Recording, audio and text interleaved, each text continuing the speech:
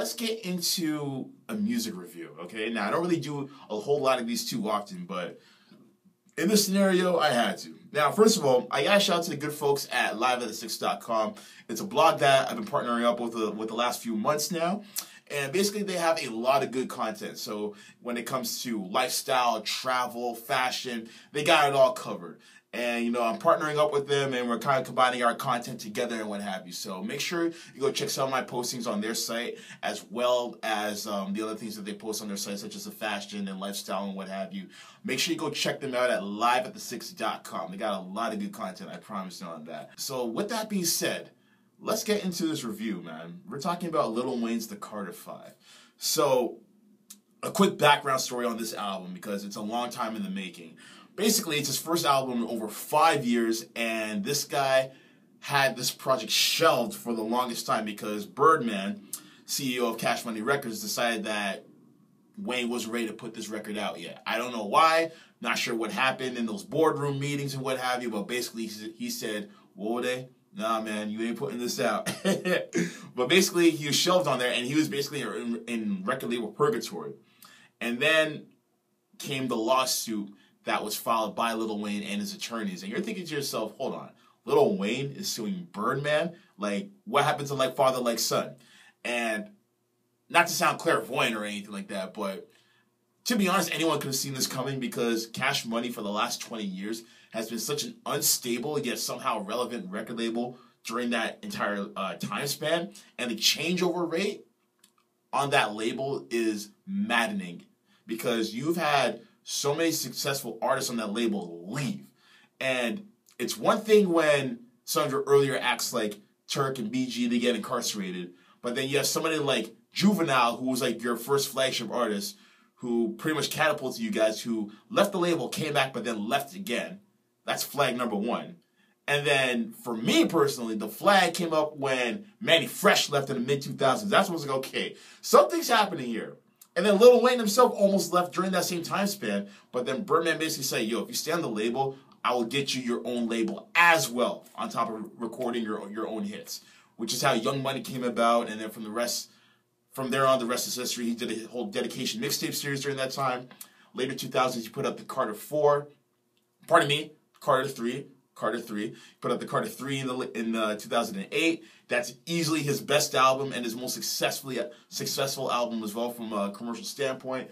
But then from there, let's be honest, guys, Lil Wayne fan or not, after the Carter 3, this dude fell off creatively. He was still selling units, he was still getting those numbers in, but creatively, somebody hit him in the head with a brick, and this guy did not know how to rhyme anymore. His rhyme patterns became super lazy, super redundant. This guy was a shell of his former self. And that brings us to where we are right now with the Carter 5. Personally, I wasn't really looking forward to this album. I knew it was coming out sooner or later. I forgot that it was coming out on that particular day. But I said, okay, cool. I'll wait till the hype dies down, and then I'll give it a listen. So I gave it a listen. I gave it 2 listens, in fact. And to be honest, it was better than I expected. It's not an amazing album. It's a little of what I expected, but it's a bit better, though. So what I was personally expecting was, for the most part, his lyrical ability to be very redundant when it comes to certain punchlines or metaphors that he's using. But even though there were moments of that, there were times where he sounded very hungry, sounded very enthusiastic. It sounded like he had a renewed passion for what he loves most, which is rapping, of course. And I was like, okay, this is not bad. This is not terrible, because I was expecting terrible. I'll be honest. I was expecting terrible. It's not bad. It's not amazing. But at the same time, you know, Weezy can go on right now. He can kind of go on. Let's be honest. So for me, one of the things that stood out about this album was the fact that he had a proper use of collaborations on this project. So before I continue on, this is a deep project. Like, when I say deep, I mean deep in terms of how many songs were on there. There's 23 songs on there, okay? So that's a lot of records. That's about an hour and a half of music for you. And out of the 23 songs, or 23 tracks, I should say, pardon me, there were about 8 features.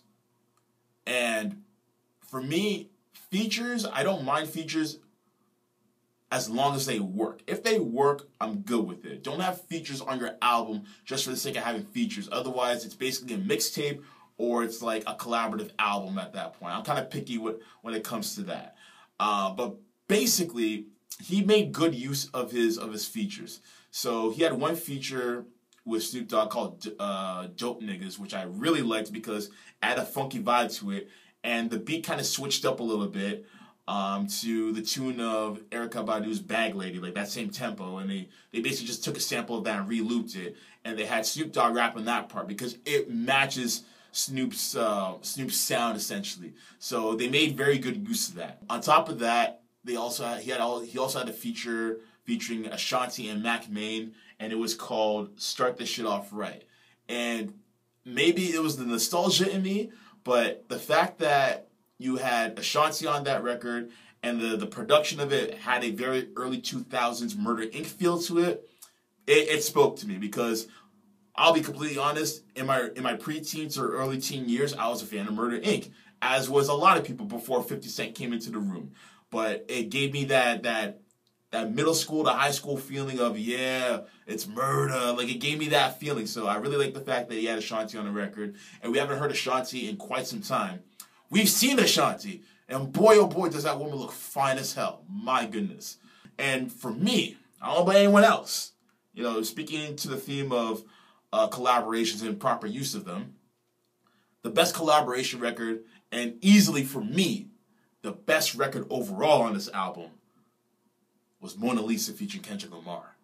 Holy cow, that record was flames. Like, Lil Wayne did a good job because he knew that he was going to be in the booth with Kendrick, and he already knows what Kendrick's resume is by now. So for Weezy to break out some of those punchlines and those metaphors and sticking to the theme of the actual song, I really appreciate it because when it comes to me, I'm all about storytelling, I'm all about content and how you mesh the two together and how you stick consistently with said theme in that song. So basically, Mona Lisa is about a setup where him and Kendrick, or I guess with him in particular, he has a woman where he basically collaborates with to set up other guys so that they can rob him and stuff like that, which I thought was really telling. I really like that plot angle because it kind of reminds you of some of the stories that Jay and Nas used to do back in the 90s with the whole mafioso thing. And he really went into depth about how he's going to set up this particular person with the woman that he has in mind and what have you, just going into full detail with it, using a lot of metaphors that kind of coincide with the whole Mona Lisa vibe to it. And what I liked about it is the fact that Mona Lisa, the song as a whole, was a double entendre. Mona Lisa is, as we all know, a very famous painting. And in storytelling, you use the phrase painting a picture. So someone who can tell you the story, you are visualizing it in your mind and you're mentally painting a picture in your head as to what that person is saying. You're putting it all together visually in your head. So that's one thing. And two, Mona Lisa, the actual painting itself, is still to this day one of the most captivating and alluring appearances of a woman in modern day history.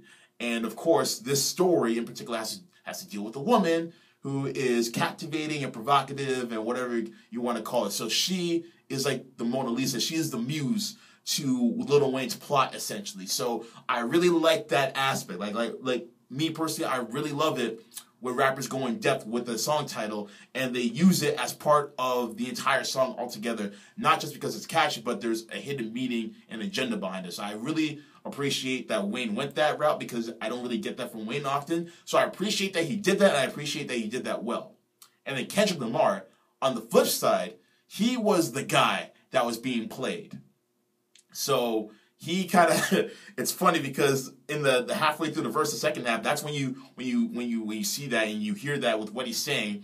And then there's one particular section within this verse where he would break up each stanza with a sniffling noise, like you would say something and be like, as if to say, you know, he's making his explanation, but he's so caught up in his emotions that he's crying while he's doing it. And we've had that happen to ourselves before in a very dire situation. So I appreciate that Kendrick went really went into character in that particular juncture. So overall, it was a well done, well put together record. I really loved it. That was my favorite part of the album.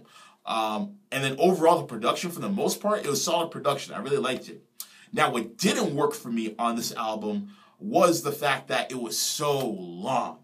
Like I said before, 23 songs, comes out to about an hour and 28 minutes in length.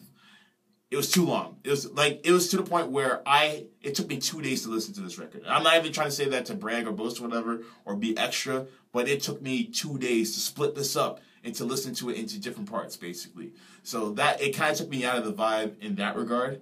On top of that, some of his subject matter and some of his punchlines and use of wordplay was a little derivative. It reminded me of the Weezy that was not only falling up, but sometimes the Weezy that people kind of let slip and slide. Like he would always make the same blood references, the same kind of lingus references, and it just got a little too derivative for me at that point. Like, we've heard you rap about your blood affiliation, which is still kind of in the question right now, in my personal opinion at least.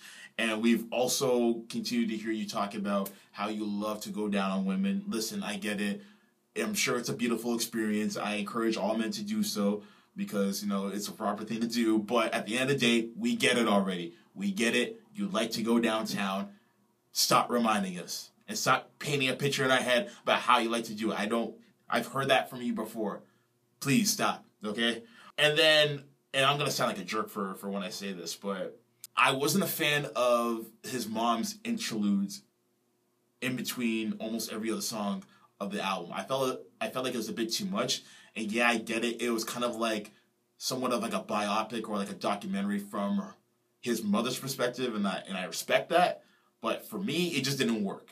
It just didn't work. I felt like it was a break in the music. And like, to me, when you have to do that throughout your entire project, like 4 or 5 times, with the exception of the Good Kid, Mad City, mind you, I feel like that's when you know your project is too long. When you have 23 songs on an album and you gotta use a particular interlude or a concept of an interlude after every 5 songs, for example, that's when you know it's too long. It's too long, in my opinion. So for me, it didn't work. But overall, I like the album. It was decent. It was cool. Would I see myself replaying it over and over again? Personally, I wouldn't, because I'm not a heavy Lil Wayne fan. I'll listen to him if I'm recommended to.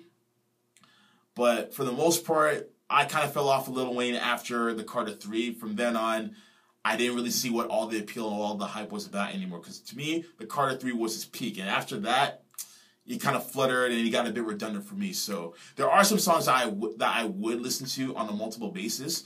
But the album as a whole, again, it's too long. It's way, way too long. So if I were to grade this album, I would say out of 5 cool points, I'd probably give it 3.5. Maybe a 3.75, but for now, after my 2 listens, pardon me, I would give it a solid 3.5. So 3.5 cool points out of 5. That's what I would give it. What do you guys think? Would you guys give it a full 5 out of 5? Did you guys like it? Did you hate it? Is it all right? Either way, let me know. Hit me up on social media at CoolRadioCC and share your thoughts. Cool.